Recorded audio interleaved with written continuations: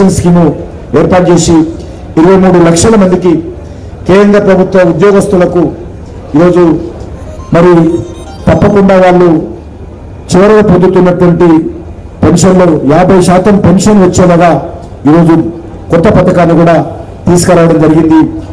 అదే కాకుండా 3.5 lakh ఇళ్లలో సోలార్ వ్యవస్థ తీసుకురావడం కోసం సొంతంగా వాళ్ళ ఇండ్ల మీదనే వాళ్ళు సోలార్ వ్యవస్థ ఏర్పాటు చేసుకొని సోలార్ వ్యవస్థ ద్వారా మరి పిఎం సూర్య గారి ముఫ్తీ బిజిలీ యోజన చాలా మందికి గ్రామీణ ప్రాంతాల్లో కానీ ఏజెన్సీ ఏరియాలో కానీ పట్టణ ప్రాంతాల్లో కానీ ధనిక పేద అని తేడా లేకుండా అందరూ కూడా ఈరోజు తమ ఇండ్ల మీద సోలార్ ఎక్విప్మెంట్స్ ఏర్పాటు చేసుకొని సొంతంగా మరి విద్యుత్ ఉత్పత్తి చేసుకోవడానికి కావాల్సినటువంటి అన్ని రకాల సహాయ సహకారం కేంద్ర ప్రభుత్వం ఇవ్వాలని చెప్పి కూడా నిర్ణయం చేయడం జరిగింది.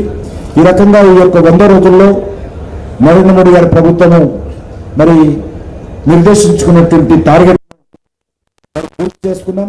ఇదే స్ఫూర్తితో ఇదే స్పిరిట్తో చెప్పారు ప్రధానమంత్రి గారు, మూడింతల ఇప్పుడు చేస్తున్నటువంటి పనికి మూడింతలు ఎక్కువగా కష్టపడి పనిచేస్తాము, ఎక్కువ కష్టపడి వేగవంతంగా పనిచేస్తాము, రేపు చేయాల్సిన పని ఈరోజు చేస్తాము, ఈరోజు చేయాల్సిన పని ఇప్పుడే చేస్తాము అనేటువంటి ఒక లక్ష్యంతో ఈరోజు అన్ని మంత్రిత్వ శాఖలను సమన్వయం చేసుకుంటూ అధికారులను సమన్వయం చేసుకుంటూ మరి ఈ 100 రోజుల్లో ఈ లక్ష్యాన్ని పెట్టుకున్నాం.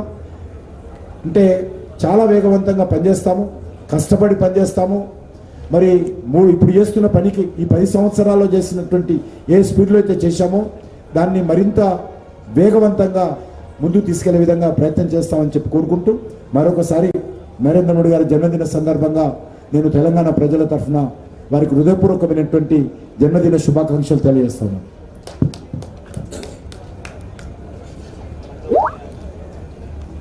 మీ బ్రోచర్స్ కూడా కొంత ఉన్నాయి, అవి కూడా మీకు డీటెయిల్స్ ఇస్తావు, ఇవి కూడా తీసుకోవచ్చు.